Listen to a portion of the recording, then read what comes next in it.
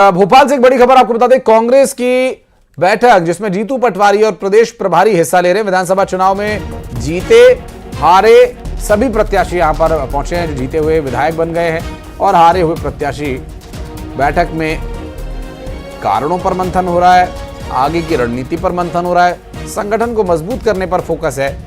अब ये जो बैठक है प्रमुख तौर पर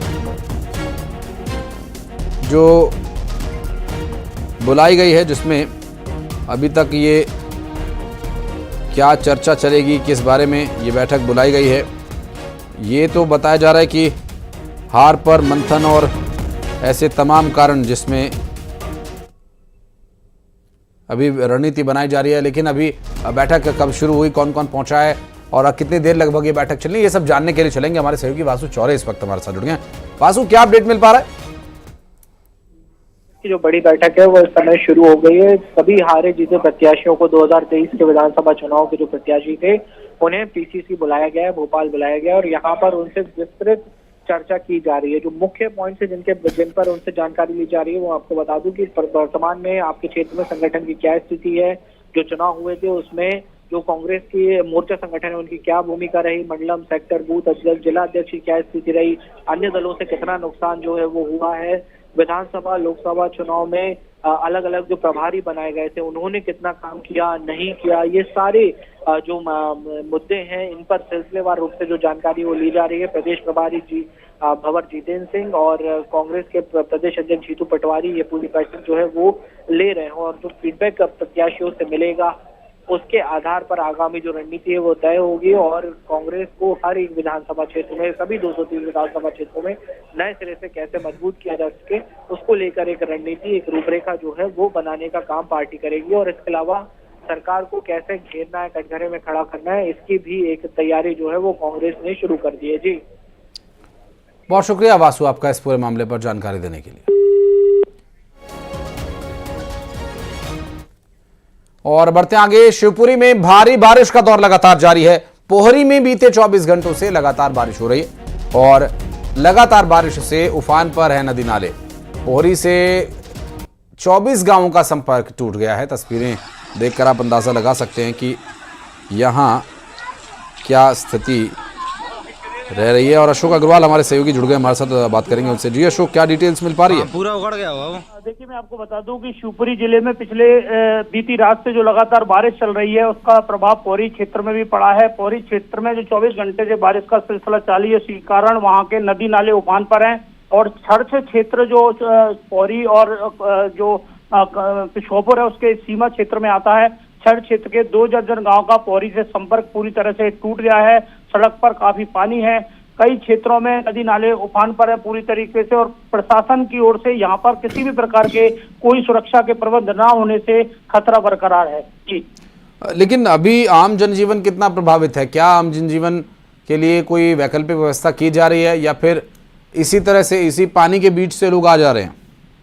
हाँ, वही बात है कि जो जिला प्रशासन ने अचानक, चूंकि बारिश का समय था, पहले से ही यहाँ पर माकूल प्रबंध किए जाने चाहिए थे क्योंकि हर बार बारिश के दिनों में यहाँ पर पानी बढ़ता है। छठ क्षेत्र का जो कूनो नदी का जो रास्ता पड़ता है वहाँ पर पानी हर वर्ष बढ़ता है, लेकिन वहाँ पर सुरक्षा के प्रबंध नहीं है। लोग उसी पानी के बीच से ही निकल रहे हैं जिसकी वजह से खतरा बरकरार है और प्रशासन की ओर से इस पर कोई ध्यान नहीं दिया जा रहा है। लेकिन अशोक, इस दौरान किसी तरह की बड़ी समस्या सामने आई हो ग्रामीणों के लिए, स्वास्थ्य संबंधी या हर रोज आम दिनचर्या से जुड़ी सप्लाईज कोई प्रभावित हो रही हैं? हाँ बिल्कुल, चूंकि ये एक और पौरी का क्षेत्र पड़ता है, दूसरी तरफ छर्च और कराल का इलाका लगता है, तो वहां का चूंकि जो शिवपुरी जिले के पौरी विधानसभा क्षेत्र के ये 24 गांव जो छड़ से लगे हुए आते हैं उनका संपर्क बीती शाम से पूरी तरह से टूटा हुआ है। वहां की क्या स्थिति है उसके बारे में अभी कोई स्थिति स्पष्ट नहीं हो पाई है, चूंकि गांव में तो पानी नहीं भरा है लेकिन जो उनका रास्ता है वो पूरी तरह से बंद है, तो वो ना तो पौरी की ओर आ पा रहे हैं ना उनसे किसी प्रकार का संपर्क हो पा रहा है। जी, बहुत शुक्रिया आपका इस पूरे मामले पर जानकारी देने की। और चलिए बढ़ते आगे और रुक करेंगे अगली खबर का, जो दमोह से सामने आ रही है, जहां भारी बारिश के चलते ग्रामीणों को काफी नुकसान उठाना पड़ रहा है। लोगों को अंतिम संस्कार में भी समस्याएं आ रही हैं। बताया जा रहा है कि भारी बारिश की वजह से दमोह, जबलपुर, स्टेट हाईवे सिंग्रामपुर गांव में पानी नाले के ऊपर से बह रहा है। अब अंतिम संस्कार के लिए जो लोग जा रहे हैं नाला क्रॉस करके किसी तरह से दूसरी तरफ उन्हें जाना पड़ रहा है। ग्रामीणों ने क्या कुछ कहा, क्या बताया, आइए जानने की कोशिश करते हैं।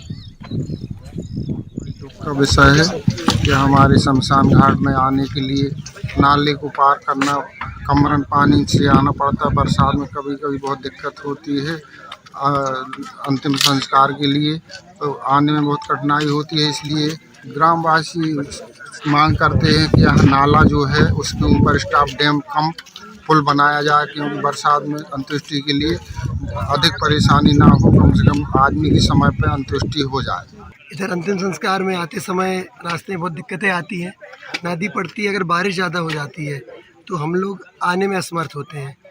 तो सरकार से मांग करते हैं कि इधर स्टाफ डैम या फिर पुलिया कुछ बनवाई जाए, जिससे हम अपने परिजनों को या फिर अंतिम संस्कार के लिए अच्छे से ला सकें। और दमोह में ट्रैक्टर और चालक का रेस्क्यू किया गया। दरअसल नदी से ड्राइवर और ट्रैक्टर का रेस्क्यू किया गया और ट्रैक्टर धोने नदी में उतरा था। चालक गहराई होने के चलते नदी में ही डूब गया। चालक और ट्रैक्टर दोनों साथ में डूबे। जेसीबी की मदद से इन्हें बाहर निकाला गया। और आशीष जैन हमारे सहयोगी इस वक्त हमारे साथ मौजूद है। आशीष, ये आखिर किस तरह का मामला है? मैं आपको बताना चाहूंगा कि दमोह में अब लगातार बारिश का जो दौर शुरू हुआ है उससे काफी दिक्कतों का सामना आम लोगों को करना पड़ रहा है। दमोह जिले की जो जवेरा विधानसभा है, जहां के विधायक हैं धर्मेंद्र सिंह लोधी और मध्य प्रदेश शासन के वो मंत्री भी हैं, उनके इलाके का ये मामला है। सिंग्रामपुर का ये मामला है, जहां पर एक व्यक्ति की मृत्यु के बाद जब उनका अंतिम संस्कार करने के लिए ले जा रहे थे, तो जो शमशान घाट या मुक्तिधाम जहां पर है, वहां पर एक नाले को पार करके जाना पड़ता है। क्योंकि बारिश हुई है और उसमें पानी भरा हुआ था, ऐसे में शव को ले जाने के लिए उस पानी में से लोगों को निकलना पड़ा। काफी दिक्कतें हुई, कुछ लोग गिरे, कुछ लोगों के द्वारा संभल करके उसे शव को अंतिम संस्कार के स्थल तक ले जाया गया, तब कहीं जाकर के उसका अंतिम संस्कार हो पाया। विकास के दावों की पोल लगातार ग्रामीण अंचलों के क्षेत्र दमोह जिले में खोलते हैं, क्योंकि यहाँ पर विकास के दावे तो किए जाते हैं कि हर एक नाले पर और पुलियों पर हमने पुल को निर्माण कर दिया है, लेकिन जब इस तरह की तस्वीरें सामने आती हैं, जो अंतिम संस्कार जैसे मामले हैं, तो निश्चित ही विकास के दावों की पोल खोलती है। तो इस तरह का ही मामला है और लोगों को काफी दिक्कतें हुई। और लोगों ये आपने जो मामला बताया ये तो ठीक एक अपने की तरह का मामला, एक और नया जो नदी में ड्राइवर और ट्रैक्टर दोनों ही घुस गए, ये कैसे हुआ हादसा?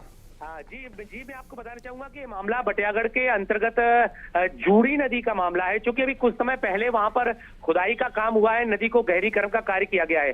चूंकि ट्रैक्टर चालक जो किसान है वह अपनी खेत में ट्रैक्टर को चलाने के बाद नदी के किनारे से निकल रहा था, तो उसके द्वारा सोचा गया कि हम क्यों ना ट्रैक्टर को नदी के पानी से धो लें। और जैसे ही वो नदी में उतरा, वैसे ही वो ट्रैक्टर पूरी तरह से नदी में समा गया। नदी के पानी में कुछ भी नहीं धोना चाहिए, प्रकृति का नुकसान होता है। और ये सीख है उन लोगों के लिए।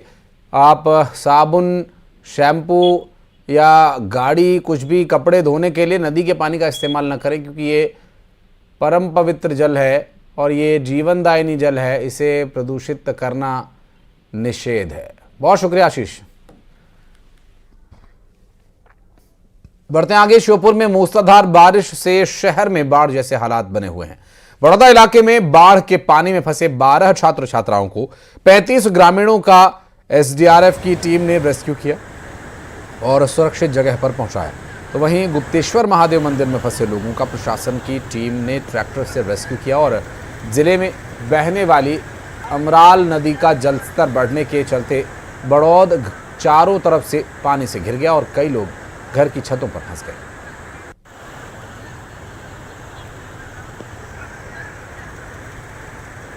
और रायपुर में 18 मवेशियों को गाड़ी ने रौंद दिया। दरअसल तिल्दा में 18 गौवंशों की सड़क हादसे में मौत हो गई। ग्रामीणों ने चक्का जाम कर विरोध प्रदर्शन शुरू कर दिया है। पुलिस और प्रशासन के अधिकारी मौके पर पहुंचे हैं।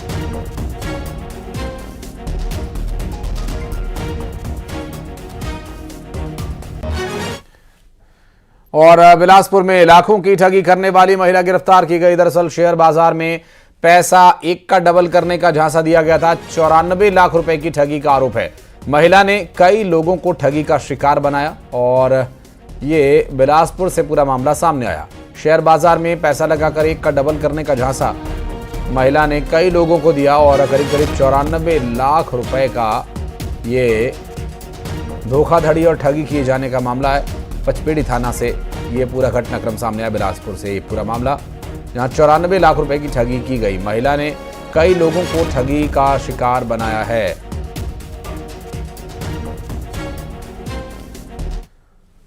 और कवर्धा से खबर है, जहां नक्सल मामले में पुलिस अब एक्शन मोड में नजर आ रही है। छत्तीसगढ़ मध्य प्रदेश सीमा पर 6 नए सुरक्षा कैंप्स खोले गए। 3 महीने में ये कैंप खोले गए हैं। नक्सली गतिविधियों में अब कमी आई है। क्षेत्र के विकास को तेज गति मिलेगी और मुख्यधारा से जुड़ेंगे सभी।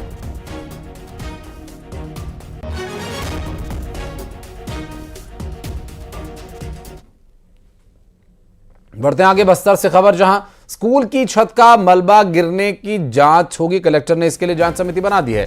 स्कूली बच्चों पर छत का प्लास्टर गिरा, घटना में 5 बच्चे घायल हुए थे और तोकापाल एसडीएम इस पूरे मामले की जांच करेंगे। जर्जर स्कूल्स में अब बच्चे नहीं बैठेंगे।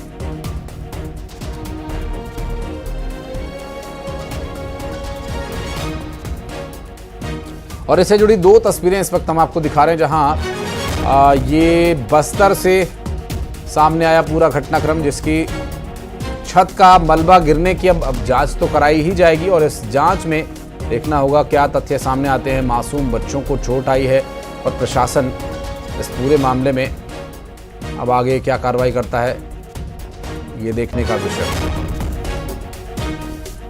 के पश्चात उनको डिस्चार्ज भी कर दिया गया। अभी हमारे अभिरक्षा में बच्चे भी हैं और उनके सकुशल देखभाल भी प्रशासन के द्वारा की जा रही है।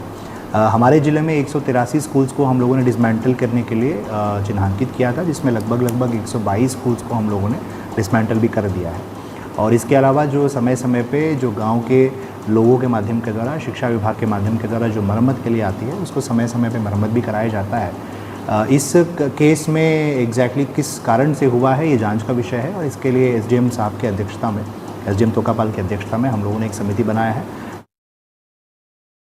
के लिए खबरें आगे भी जारी हैं, बने रहिए हमारे साथ।